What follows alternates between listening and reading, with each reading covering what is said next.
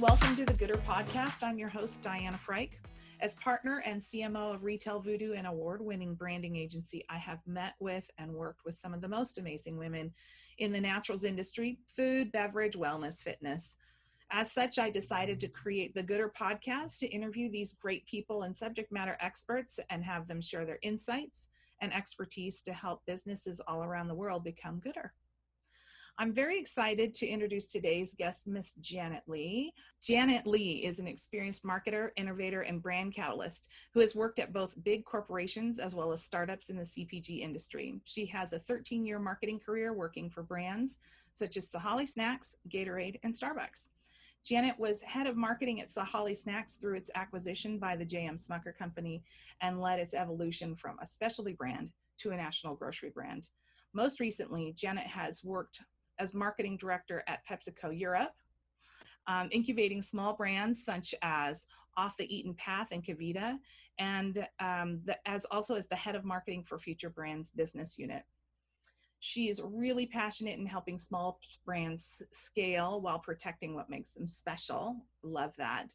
And we'll be discussing a little bit more about what she has learned at PepsiCo and Sahale and Smuckers about what big CPGs can learn from entrepreneurs and entrepreneurial brands about innovation and the innovation process. So welcome, Janet, and welcome home. You're back in Seattle.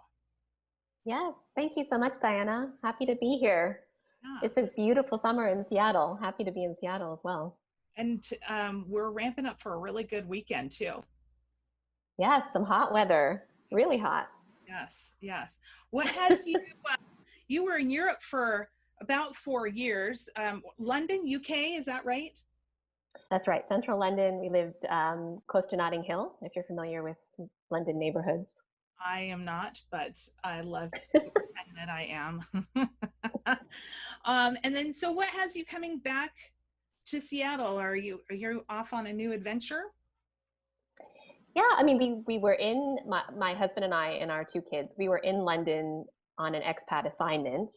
It was meant to be 2 years. So after 4 years, we kind of figured we actually had done a lot of what we had gone there to do, done tons of travel, had a great career experience. And so my husband's career actually brought us back to Seattle.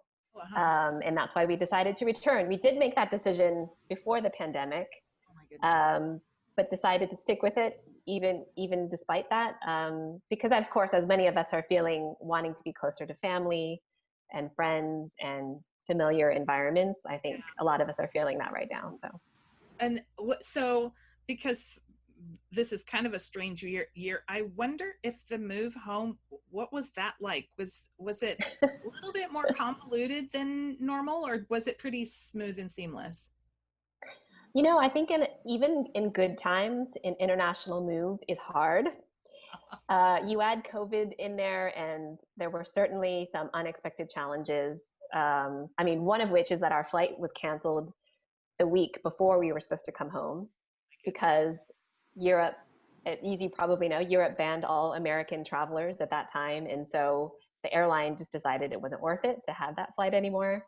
So things like that, you know, that wouldn't have happened in a normal year.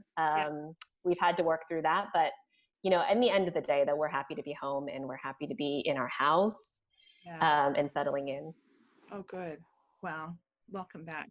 I love that we get to chat because although you and I didn't work directly together, my business partner, David, and our team worked with your team kind of during this Sahale transition, right, as we identified earlier. And that's really how we know each other. And then I thought it was really interesting to possibly talk about that transitional time. This is back in 2013, 2014, right? About? Exactly. Yeah. Yes. And this was before Smuckers acquired them. The naturals industry was just really starting to change. It still wasn't the behemoth as it is now. And I guess the question around that, because for me, the interesting thing is like, okay, you've got this entrepreneurial type of brand, Eric and the other guys on the team whose name escaped me right now, really just Spitfires, lots of energy. It definitely was an entrepreneurial brand. Um, Tell us, what were some of the major things the team did during this time to evolve the brand and help it break beyond natural specialty? I know the brand was the catalyst for that, but there were other things going on as well. Yeah, definitely. Yes, that in Sahali for me, and if you speak to any of the people that were on the team at that time, I mean, that was such a special time for the brand.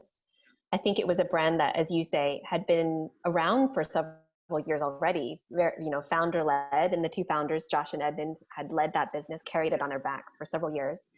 And by the time I joined, I think they were really ready for that step change. They were ready to break beyond kind of a Whole Foods brand into more of the mainstream, mainstream target, mainstream audience. So I think a lot of what we did was, two things I feel like major things that we did while we were there during those few years before the acquisition. One was almost just, for lack of a better way of saying it, we captured the brand's DNA.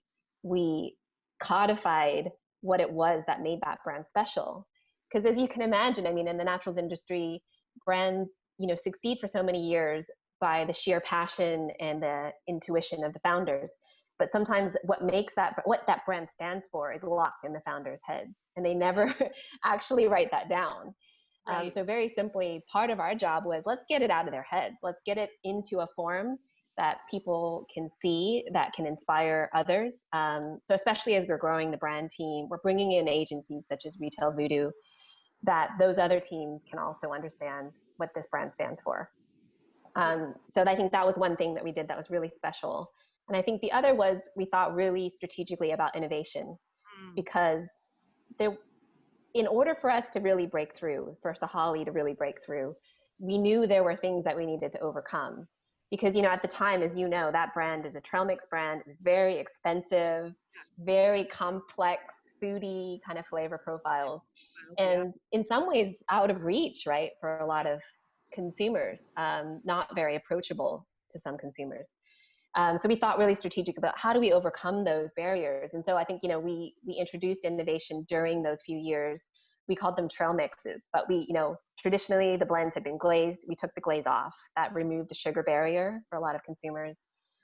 We created much simpler flavor profiles, and created names that were very approachable.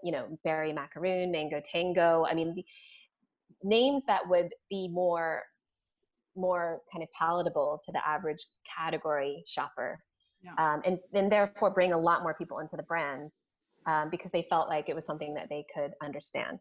Yeah. Well, what I remember about this process, this specifically around the naming was, and you probably remember this, the process that we do involves us actually interviewing category leaders and retailers and distributors. And it was a conversation that we had with Costco that really uncovered the whole naming thing. It was like, Sahali's a challenging name. What the heck is Right. cinnamon? You're making this really hard for the average consumer. And we were like, oh, let's bring this back to Sahali. Let's make sure that they have this visibility on it. So Right. it's so funny. Yeah. And Josh and Edmund are like every entrepreneurial brand that we've ever worked with, in that they're so dynamic and they're so passionate, they're so likable, and they know the brand is their DNA. They're almost inseparable. And there comes Yes. a time in a brand's life when you have to be able to, like, the brand needs to live on its own. There's only one of you, and Right. you need to be able to market it. And so it's really great, this whole codification that you're talking about, and the approachability of it. There's, you've got a pricing barrier as well as the flavor profile barrier, but you guys did such a great job of removing all the barriers and just having the one. And price is easier to Yeah. overcome when people can buy into the brand. So I love that. Exactly.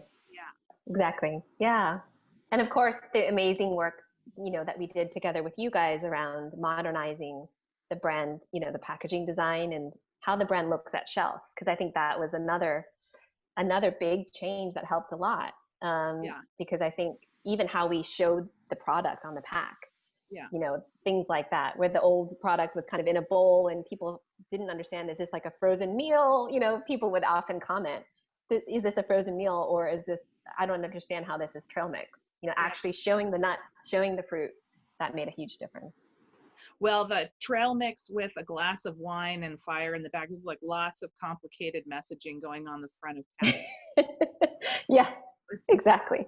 But it became really, really simple to know what to do with the packaging once our teams were in alignment with the positioning and what needed, like who the real consumer was, right? And I think that's where entrepreneurial brands sometimes crash course, because they don't have the resources, or they're relying on the founder owners vision, and so things get complicated. And so it really takes a team of folks like yourself that can help them gently understand Yeah. what's important for the brand to grow, and what we can keep as part of that DNA, and what needs to be shed. And it's a little bit of a psychological counseling type of role that you could find yourself in. Do you feel like that's true? Mm-hmm. Yeah. Yeah, I mean, certainly it's always hard when founders have to make that leap. Yeah. I think the first leap was just bringing in the team, bringing in the new CEO, the new leadership team. And in that way, having to release a little bit of that control.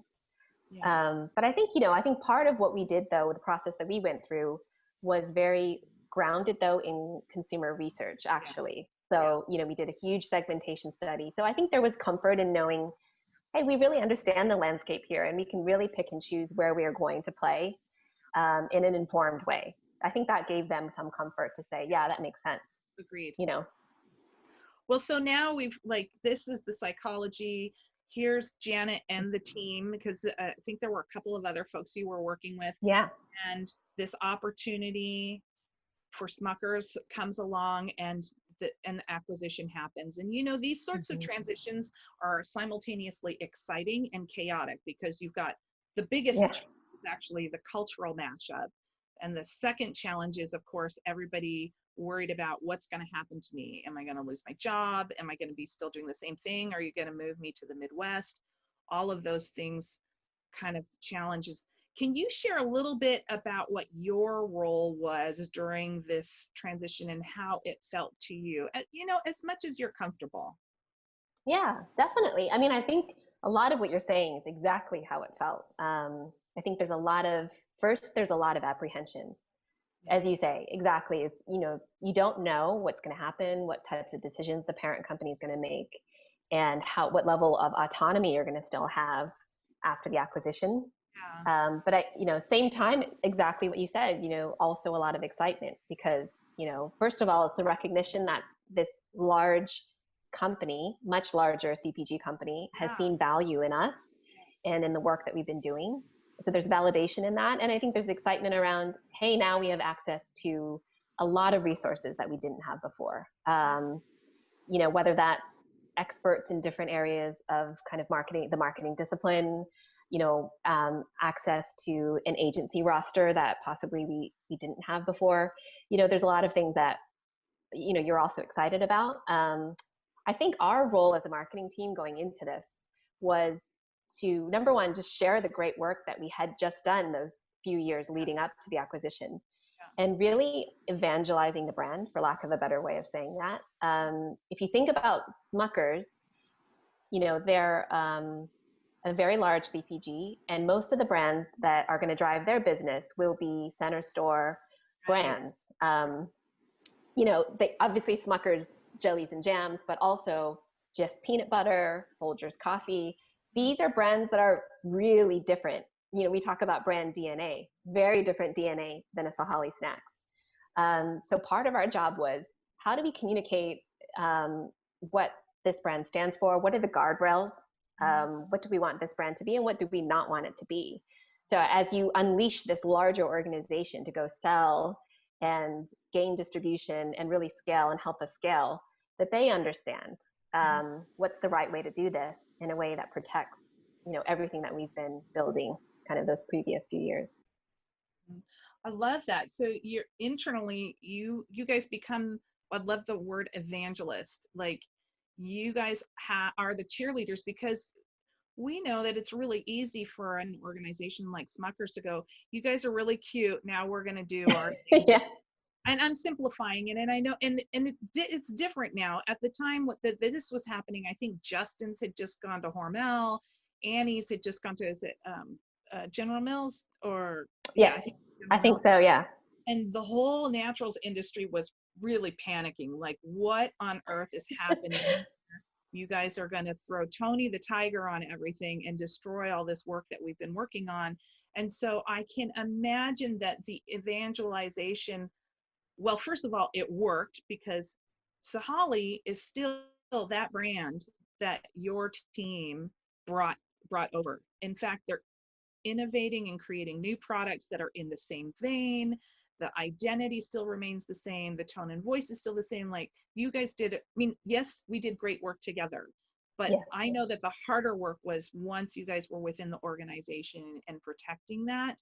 So good job on that. And so I love it, that I love the term evangelist, and I hope that it's adopted by a lot of people, because acquisitions happening all the time. Yes, Do you? certainly far more often now, right? And Oh, far earlier in a brand's life as well yeah, now. yeah, yeah. There's a lot of really brands that have not quite matured that are being, um, they're being picked up because of potential. Yeah, It's all investment. But when you think yeah. back at it, when you think back at that time, what sort of things happened during the transition that you would not have predicted going into it, that you would like to have better been prepared for? Like, that something, that Mm, tools that maybe you picked up then after going through the process that you now take with you when you're working yeah. on types of transitions. One of the things that I think I didn't anticipate um, was it comes down to how to motivate the sales team. Because one of the biggest opportunities for us with the acquisition was having access to this amazing national sales team that had relationships with the key retailers across the entire country. And I think one thing that we didn't anticipate was going to be how hard it was to get their focus and their prioritization around Sahali snacks. Uh-huh. Now, as a part of the acquisition, it was a very intentional decision by Smuckers to put us within they call it the consumer foods division. But Uh-huh. we're with the big boys. I mean, they didn't put Yes. us in the naturals division. They put us in the consumer foods division, which is we're with the big boys, the big, really, really large scale brands. Yeah. And the sales team, all sales teams have incentives set up in certain ways to incentivize certain types of behavior. It's going to be driving behavior that's obviously going to grow the business, and it's going to grow it primarily on the backs of the scale brand. Sure. And I think, for us at that time, at least, it was a volume target. So it was literally pounds out the door. Yes. Um, so when you think about Sahali, right, we are a light, a very light, literally in terms of ounce weight Yes. products, highly profitable, but very light. So in that way, we didn't align with the sales team's Right. motivations. Yes. And so that's something that I learned, which is, we had to tell a different story. We had to show the value to the portfolio in a different way. And that was ended up being driving profit. Yeah. Um, and I think we had to change minds. We had to change how people viewed their job and how to prioritize what they had in their basket when they went to retailers. But that's something I'm not sure I definitely didn't anticipate, I think, going into that acquisition. That's so interesting, because of course during our process we're always taking the sales team into consideration and how they're seeing the marketplace. But this incentivization, when you're in a multinational, or you've got a sales team that are carrying multiple brands, they're going to want to move forward with that, with whatever provides them the highest possibility of sales. So I can Yeah. imagine. So you're not only an evangelist, but you're also an educator Yeah, exactly. or a And I coach, think, right? right, exactly. And I think, I mean, a lot of small naturals brands, I know they probably go through similar struggle with brokers, or, when you work Mhm. with any selling organization, right, that's carrying a lot of different brands, you always have to fight for your brand to be at the top of that list. But I think it's just more when you go from Sahali, where we had a dedicated sales team that was 100% all in, understood the brand, and knew how to sell it, And then you move into a large organization where actually you're number 10 on the list of things that we need to talk Yes. to our retailers about. It just, yeah, it's just very challenging. Interesting. Okay. Well, of course, since Yeah. then, this big CPGs, multinationals, brand families, however we want to call them or slice and dice them, their interest in naturals and better for you spaces have certainly accelerated, not only investing in incubators and acquiring brands, but developing their own projects and initiatives. And this is sort of where you found yourself at PepsiCo, right? That's right. Yeah. So in 2016, I left Smuckers at the time. We moved to London and I joined PepsiCo Europe. So for the past 4 years, I've basically worked in the space you're describing, which is how do big companies capture a little bit of the magic of small, high growth, better for you brands. So I led for a few years, I led an incubator team within the snacks category. And then for the most recent period, I was head of marketing for a business unit they call Future Brands, which is all of their, I mean, basically all the brands that are too small for them to really know what to do with. So these are, less than 5 million. I mean, they're going to be very small brands. Yes. That they kind of say, we don't know how to manage these types of brands. And so it was a business unit that was set up especially to incubate those types of brands and protect them and grow them in the right way. Huh. Protect and grow. That's so awesome. And the reason why I say this is awesome because, PepsiCo and the naturals industry have a weird relationship, and it's not just PepsiCo, it's all of these multinationals, right? The naturals industry has fought against the kind of the democratization. I'm using this word incorrectly, but here it's not the democratization that they're against. What they're afraid is that, and they have been afraid of, the naturals brands, is that these big brands like the General Mills, like the Unilevers, are going to come in, going to take these darling brands, and they're going to want to make the profit. They want to increase the profitability, and they're going to take away all of the hard work in regards to ingredients and innovation. And yet here we are now in 2020, and we have, the universe has changed completely in every way, shape, or form. We've got not just COVID, but I'm talking about now we have brands like PepsiCo who are investing in these initiatives and passionate about them, that it's more than just another line item or another brand to stick in the brand family. Like there's definitely an initiative there, and it's so exciting for me. And I feel like the bridge is getting closer and closer. Are we still going to have the hardcore vegans and the organics, people from the 60s and 70s mindset that are still going to be against it? But what I love is you guys having these big brands having the resources to be able to start changing the American diet in baby steps. We're never going to get somebody to go from a Mountain Dew to alkaline water without it, like there's got to be baby steps between that. And so I love these initiatives, and I love to hear that, the brands that you were working with, like Off the Eaten Path and KeVita. And then we'll talk a little bit about the Nutrition Greenhouse program here. But before we do that, before we head in that direction, can you talk a little bit about other learnings that you brought with you when you went to PepsiCo after this change? Is there anything else that was unique to this transition that you felt like ended up being a tool in your tool belt when you went to PepsiCo? Yeah, I mean, there's so much that I learned at Sahali that I carry with me now. I mean, I think, one of the things is this kind of roll your sleeves up work ethic. Because you can't help, I mean, in a startup, it's you and maybe, we had a team of 3 marketing people, and you're not only setting the vision and the strategy, you're doing the work. And I think I brought that with me to PepsiCo. And I think that helped a lot, because I think when you think about big companies, all marketing teams at big companies, for the most part, will rely a lot on agencies. And I think, that was something, I think, going from Sahali back to a big company again, I was surprised again at how much that happens for almost everything.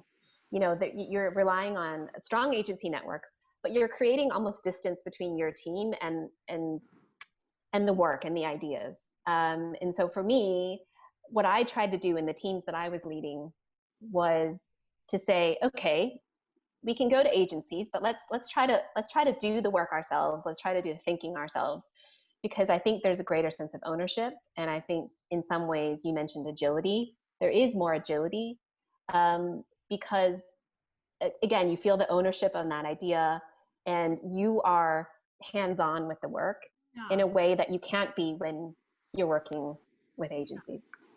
Yeah, and I think that's true. It's so interesting because of course we've worked with Walmart, like we've worked with those guys, and then we've worked with startups, which have, you know, they're bootstrapping it with their savings. Work with all of it in between. It's really interesting observation about that separation of the brand that I wouldn't have articulated that way, and I think that's really great. I think maybe to go one step further is maybe it's not that you don't want to work with agencies because you do want the ownership, you do want the connection with the brand, but it's about being focused and kind of saying, this is an Yes, outage for us. We need extra ammunition here, and bringing in those teams strategically rather than just because this is what you do. exactly. I mean, you think about, like, even, the first step in that process would be to write a brief. Right. And you can write a good brief, and you Yeah. know what you need, and you know what you want, and you know why you want that work to be done. Or you can write a bad brief, which I'm sure you've received many of those in your career history, where they're unclear, or you can tell it's something that someone's been told to do, but they don't really understand why. And I think exactly, you're right. There's always going to be, yeah, like great agencies and work that you need to kind of work with agencies to get Yeah. done.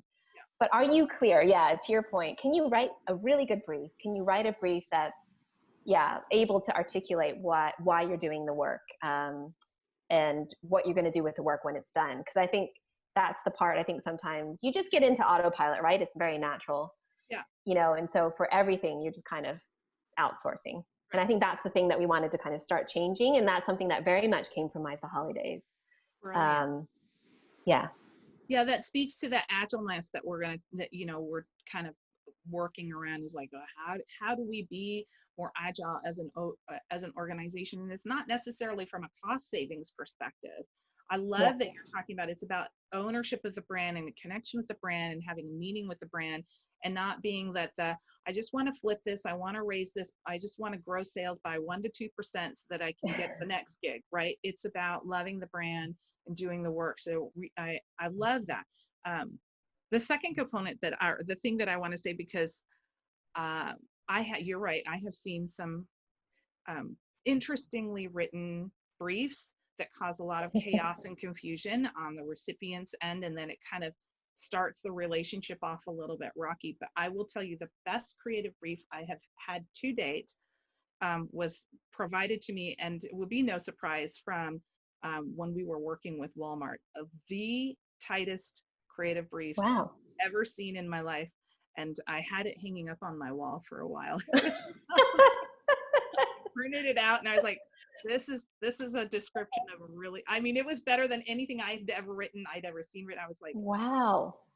so I can tell you from an agency side, we love that, because then we know what Yeah. you're here about as well. Yeah. Yes.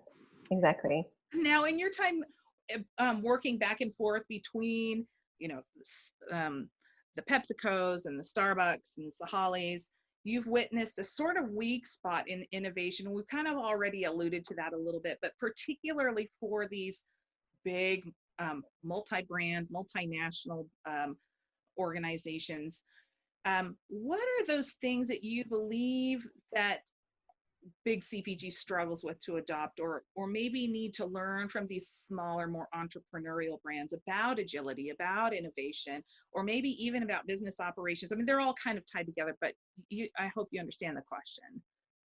Yeah, definitely. And I think it's, I would even flip it and say, what do I feel entrepreneurs are really good at? Like, what part of that innovation cycle are they really good at? And I think for me, it is the very, very front end. It is a very early part of that innovation development process.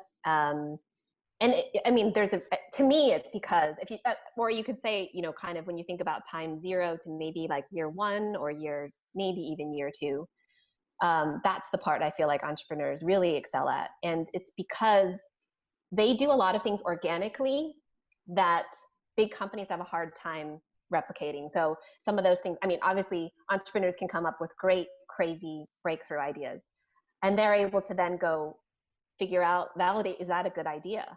They're able to get traction maybe with a local retailer, and they're able to quickly get that feedback loop set up. So they are hearing from consumers, they're hearing from retailers, and you know, they're creating those kind of small iterations to the proposition. They're improving it, they're evolving it, and they're making it better. And that is something that, you know, whatever you want to call that, you know, fail fast, test and learn, seed and grow, there's a lot of different names for that. But I think entrepreneurs do that very naturally, and I think that makes them much more effective in that early stage improving ideas out. You think about the flip side in big CPG, it's quite different, because I think, again, it comes back to incentives. And I think big CPG, big corporates are set up to mitigate risk. Right. They're set up to scale and grow their largest brands. And so the way innovation will happen, well, first of all, innovation for the most part, from my experience, will end up being line extensions, right? Because it's safe, right? It's like, why do we have, you know, 5 Minions movies, or I don't know how many there are, because it's a safe franchise. Yeah. You can build on. So that will be the playbook for most, you know, big companies, is to go off line extensions and known brands. Yeah. But I think there's a lot of things about how innovation happens at big companies that doesn't enable them to behave the same way. So, you know, there's typically, again, a lot of reliance on research, which takes a long time and is a point in time kind of factoid, right? Yeah. Versus, like, you know, in contrast to this feedback loop that we talked about with entrepreneurs, where it's real time, it's every day, it's every week. Research is, again, point in time, and it's probably several hundred consumers, but it's people you've never spoken to. Right. You know, and that makes a huge difference in terms of the quality of the learning. And I think the other is just inherently in big companies, you're going to have big teams, big cross-functional teams, lots of stakeholders, probably most likely a gate process that takes a long time. And so because of that, you tend towards, you know, consensus decision making and things that are less helpful, I think, in the early stages of an idea. Lots of cooks in the kitchen. And each of those cooks has to be able to come back to their business unit manager and be able to say, this was my participation, this is how I added value. I mean, you've got that. I mean, you've got the human dynamics, the personal dynamics in there. You also have like major corporations going, I don't know if I want to invest $5 million in a single year against something that may not see any kind of growth for 5 to 10 years. Versus a founder owner who's like, I made $40,000 this month. Hot damn. Like, you know? Yeah. So I think there's a little bit of an ecosystem, and might need to be like, and it sounds a little bit like there are multinationals out there, the big CPG brand or brand families that are looking at that and kind of going, maybe we need to let this part of the family behave differently than this part of the family. And I know there's a little bit of cannibalization, you know, as you have these groups like PepsiCo, where on one side you're selling a Pepsi product, and the other side you're selling a Life water, and sometimes they're in conflict with each other. I know there's a little bit of that happening within the brand as well. Well, we can't really accelerate this over here because it might cannibalize these sales over here. And so I know it gets a little bit tricky, and so I know, and that's like that's its own topic in and of itself. Mm-hmm. Yeah. But so it leads me to this question then, is, do you feel that it's realistic to have these kinds of organizations, like, again, we'll go back to PepsiCo, trying to diversify their product portfolios to include these innovative and natural brands? Do you think it's realistic that they can operate and think nimbly like these smaller brands? What's it going to take? Yeah, I mean, I think it is possible. I think, you know, the experience I've just had these past few years Mm-hmm. makes me believe it is possible. But I think, as you say, I think there's things that you need to do differently. I think you have to establish a much different team culture than there is in the mothership, to almost bring in some of those qualities that we talked about that entrepreneurs have. You need to, you know, empower. You need to enable that team to be nimble, to trust their own instincts, to not be bogged down by um, maybe the heavy kind of decision making process that you would Yeah, normally go through. yeah. And I think in some ways you need to retrain those individuals on that team to trust themselves and trust their own instincts. Because I think something I realized while working at Sahali was, in some ways that was trained out of me, because when you work at big companies, nobody's looking to you as an assistant brand manager to make a decision or make the call. Right. You know, you're trained to, you know, fill in the gate document that goes to a committee that makes the decision. And so in some ways it's almost like when someone turns to you and asks you, what do you think, do you think this is a good idea, that I realized you almost have to retrain people to hear their inner voice, Mm-hmm. because you lose that along the way. But I think that's something, you know, as a part of establishing that team culture, that needs to be part of it as well. Gotcha. And I think the other thing is, there's an infrastructure, I'll call it an infrastructure issue, which is you have to lower the bar of what it takes to get started.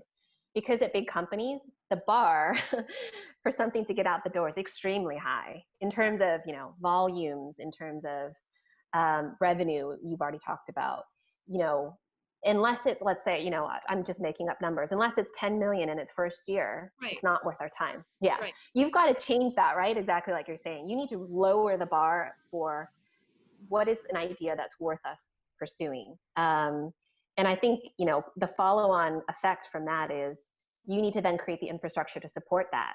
Because it's something that I don't think that, you know, us in marketing sometimes we think about is, you know, but there's co-manufacturers in the mix. You know, do you have co-manufacturers that can operate at very, very low volumes? You know, there's food safety, there's regulatory. I mean, there's so many other considerations that you need in place to enable you to lower that bar. Um, but that's something that absolutely needs to happen in pockets in order for big companies to have a shot at doing this early stage piece, kind of Sure. more similarly to how entrepreneurs do. Yeah.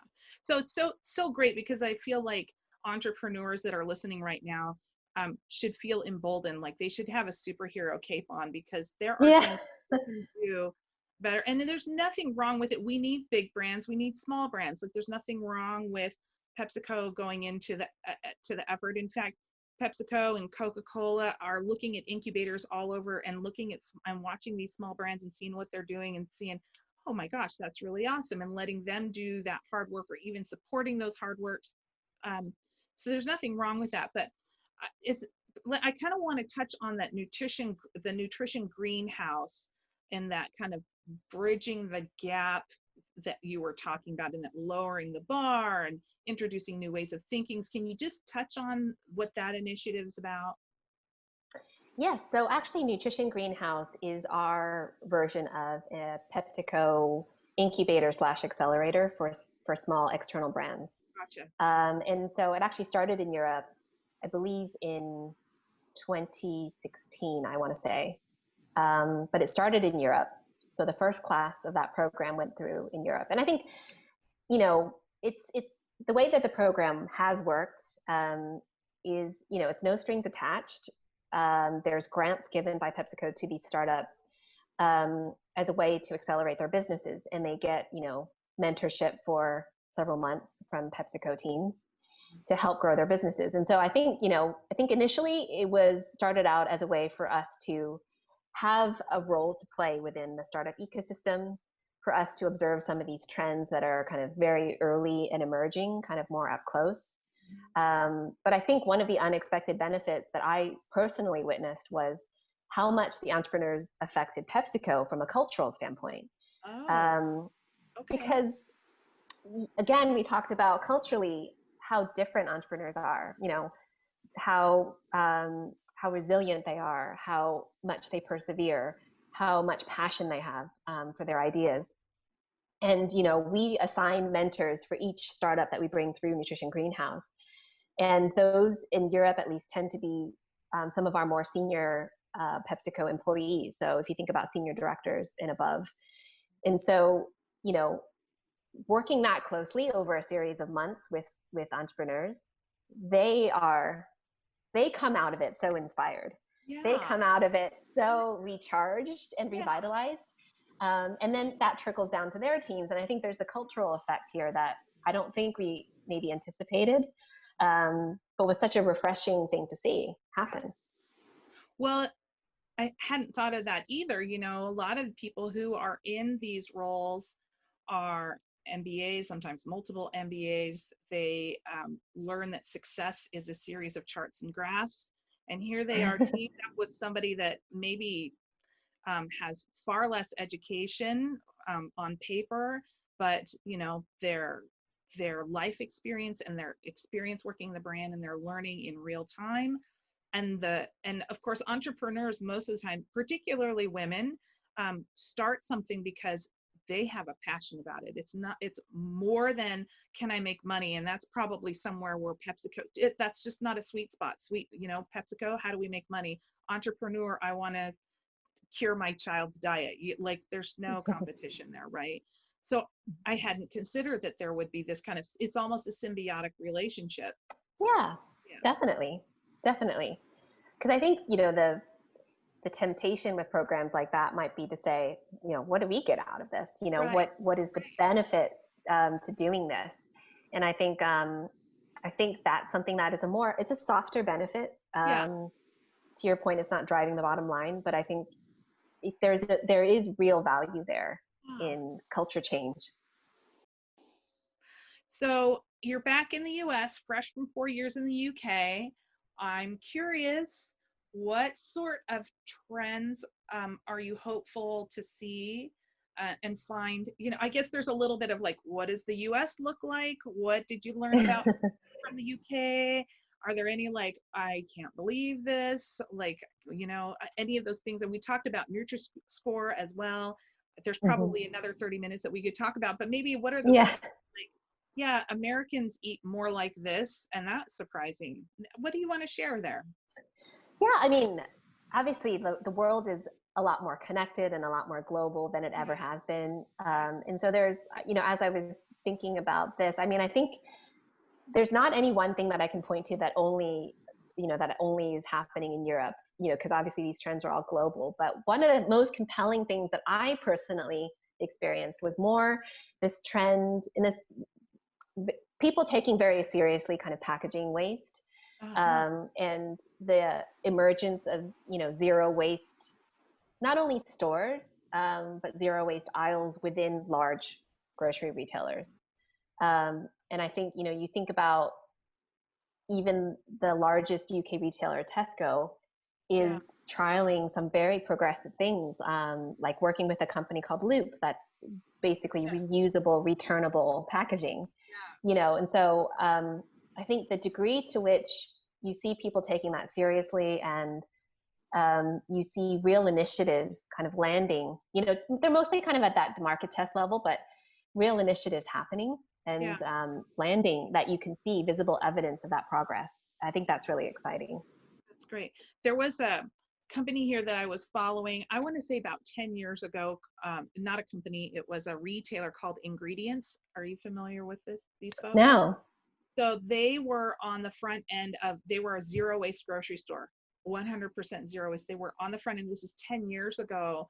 So they ended up failing because they just couldn't optimize it, right? And there was not enough traction or adoption from consumers, but I think the idea could probably be brought in again. But again, Tesco, right? Tesco, Walmart, Kroger, Target, those retailers have the resources and the abilities to drive those types of initiatives. So that's exciting to hear. Yeah, definitely. And I think something that would be great if more big retailers take that step to try something like that and work out the kinks, as you say. So maybe we already addressed this, anything surprising about the UK that you would not have expected when you went in, food or groceries or?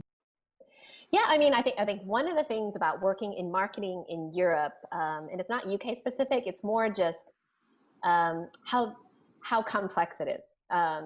Because when you have a role, like I had a role that was West Europe focused, you underestimate how different consumers behave in every country. So you think about a British consumer versus a Spanish versus a French versus a Dutch consumer. They all behave in some ways, very, very differently. And so when you're talking about, for me, in my latest job, trying to sell different products, like kombucha or gazpacho in these different countries, I think, the interesting thing for me is, how much you need to almost be an anthropologist and understand, okay, how do consumers eat? How do they, what are the cultural norms around family and eating and social eating, and and you almost need to like start from scratch again when you're bringing new propositions into a different country, Right. to understand those nuances, to understand how you almost need to Yeah. adjust how you market and how you sell things. Yeah. And find those common barriers, because it's not like that we're looking for the differences, we're looking for the commonality between all of them. That's true. Yeah. Yeah, that's true. Yeah. It's finding, like how do you simplify and standardize, and then at the same time be sensitive to kind of the local nuance.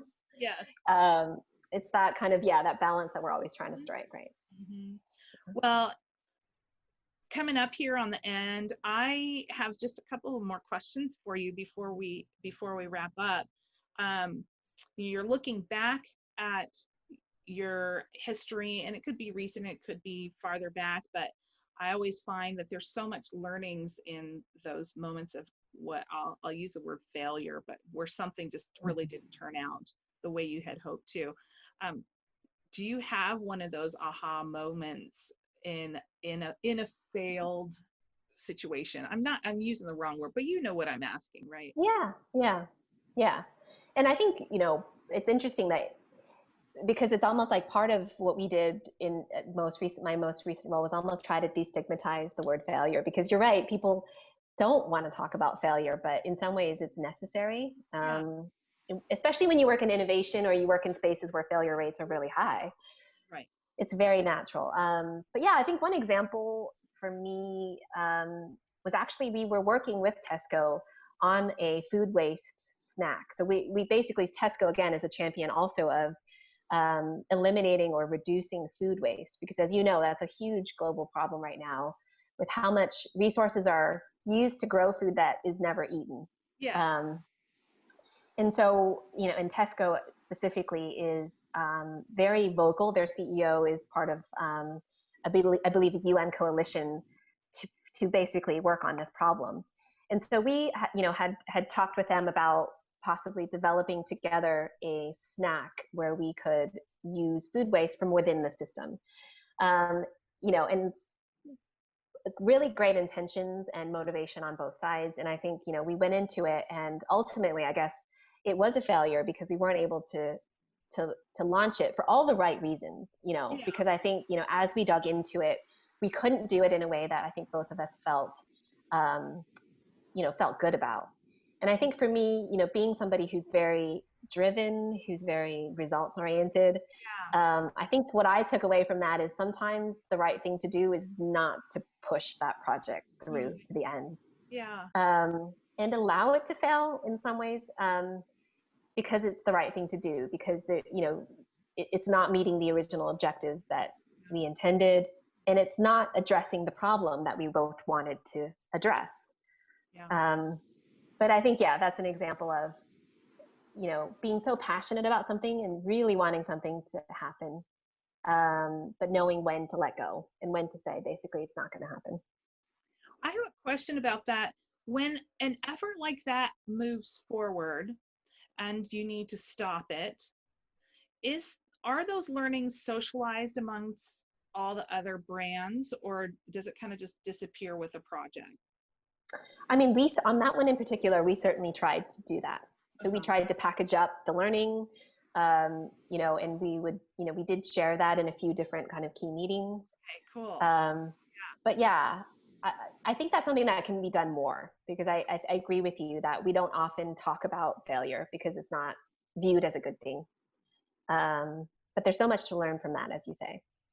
And I love that. You know, that's totally in line with brands like Forager's got some initiatives around that.